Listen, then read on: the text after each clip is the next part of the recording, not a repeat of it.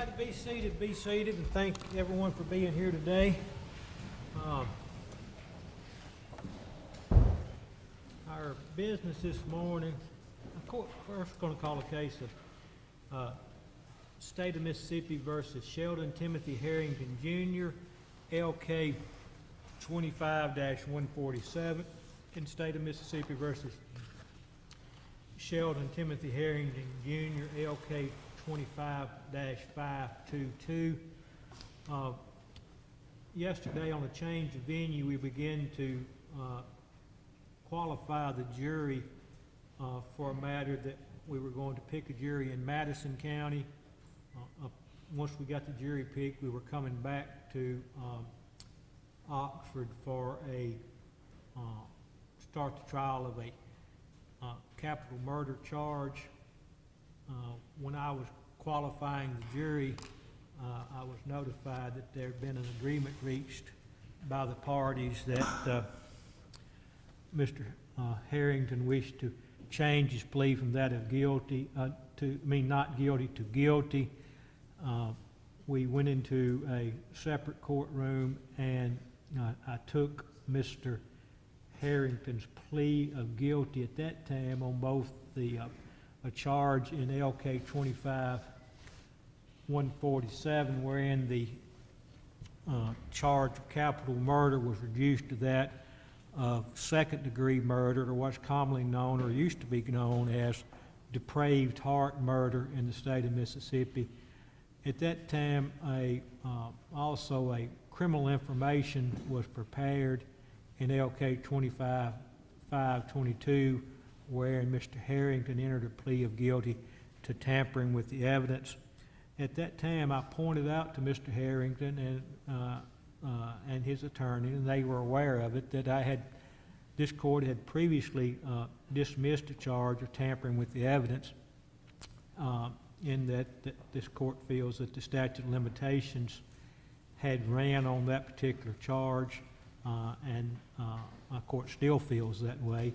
But the parties, in order to, as I understand it, in order to resolve this matter without the need of a trial, Mr. Herrington was going to enter the plea of guilty to that tampering with an evidence charge as well, and with the understanding that the court feels that the statute of limitations had ran on that. And I understand, Mr. Afram, that you advised your client that statute of limitations had ran, but in order to facilitate this, everybody was going to waive the issue of the running of the statute of limitations. Is that correct? That's correct, Your Honor. Okay.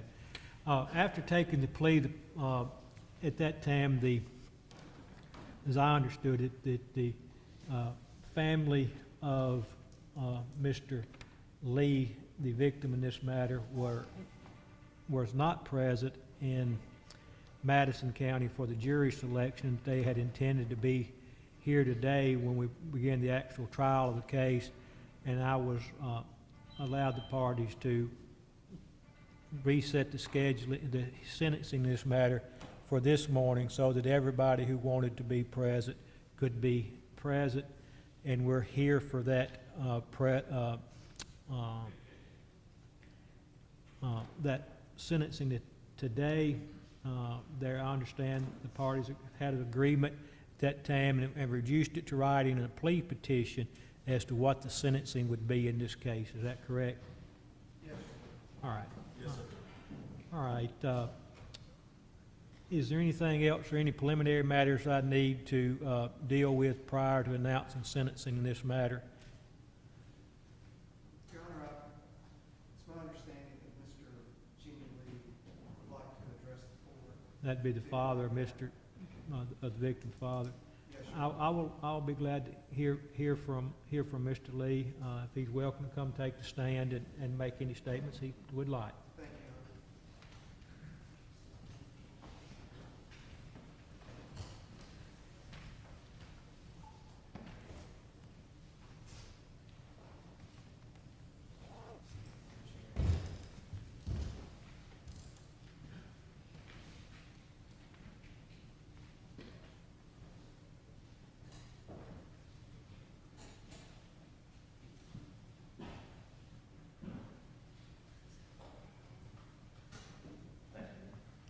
proceed when you're ready.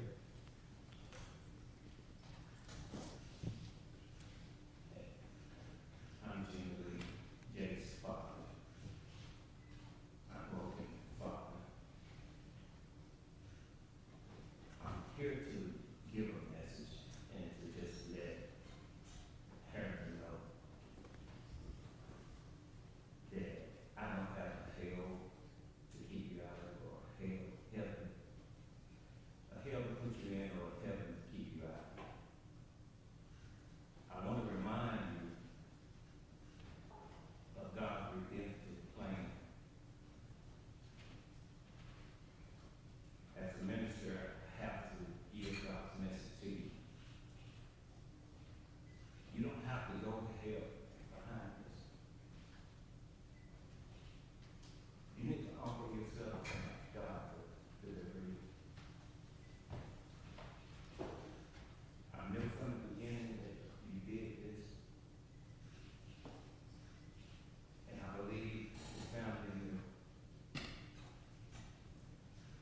I hadn't said much in this entire trial, but with my broken heart, I'm sharing God's love too. This is a sad day for our family, because we realize our son is not going to be here. We can't call him on the phone. He can't call us. I can't hear his voice. Only in my memory will I hear his voice. All the things that my wife and I gone through, his siblings, been heart-wrenching. But I know God is able. And I believe in the word.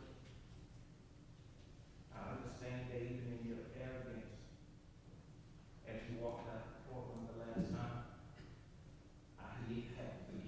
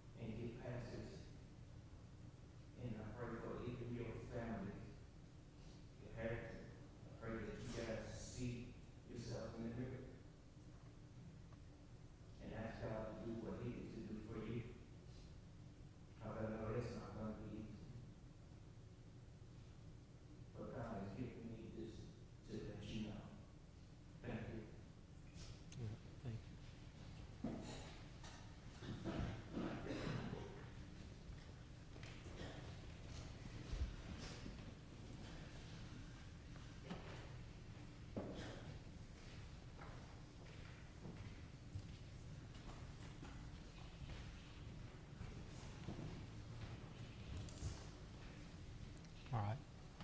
You may, if you would, Mr. Herrington. The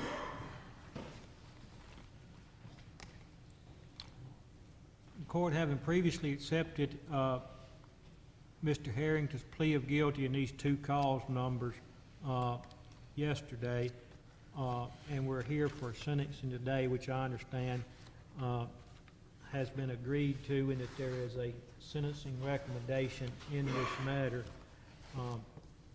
Can the state advise me as what that sentencing recommendation is? Yes, Your Honor. Yes, Your Honor.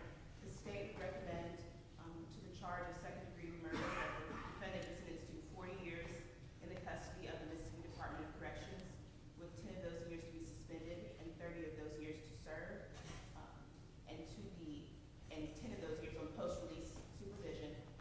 To the charge of tampering with evidence, the state would recommend 10 years to serve in the Mississippi Department of Corrections. Both the first degree or the second degree charge and the tampering charge are to run consecutively for a total of 40 years in the custody of the Mississippi Department of Corrections to serve. All right. I'm going to accept that recommendation of Mr.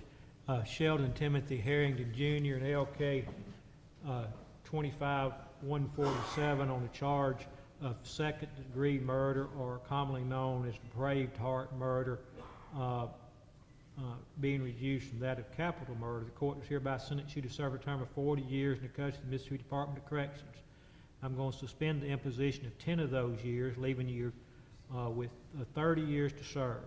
Upon your release, you'll be placed on 10 years of post-release supervisions. The first 5 of those years will be supervised post-release supervision, followed by 10 years of 5 years of unsupervised post-release supervision. It'll be 5 years being the most years of supervised release that we can have in Mississippi. On the charge of tampering with evidence, the court is hereby sentence you to serve a term of 10 years in the custody of the Mississippi Department of Corrections. These two sentences to run consecutively to each other.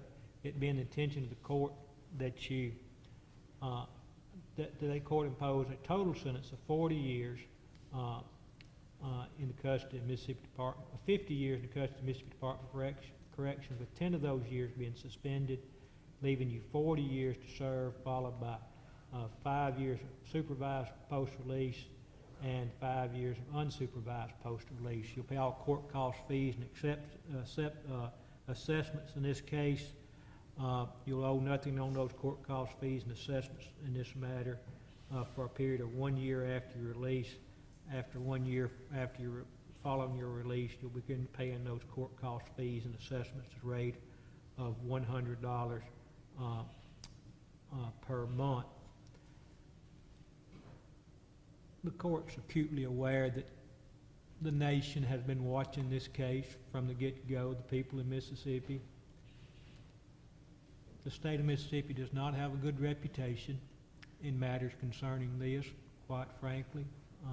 I may say more than I should say, but when I heard that we'd been getting national publicity over Mr. Lee's death and the fact that he lived a lifestyle that was different from most people in Mississippi, I assumed that a lot of people in this country thought that there will not be justice in this case. I want the world to know that Mississippi got it right this time. This case was investigated more thoroughly than any case I've ever dealt with in my 35 years in the criminal justice system as a prosecutor or a judge. It was defended by both these attorneys and Mr. Herrington's previous attorney, as well as any case I've dealt with in my 35 years. Everybody did their jobs. And ultimately, the state of Mississippi got it right. And I want to thank everybody for y'all's involvement in it. Mr. Herrington, you still have a chance at life. Mr. Lee did not, but you still have a chance at life.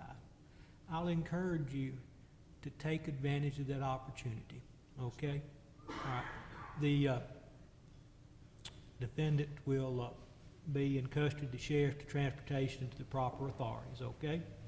All right, Thank you. and we'll be dismissed. Thank you.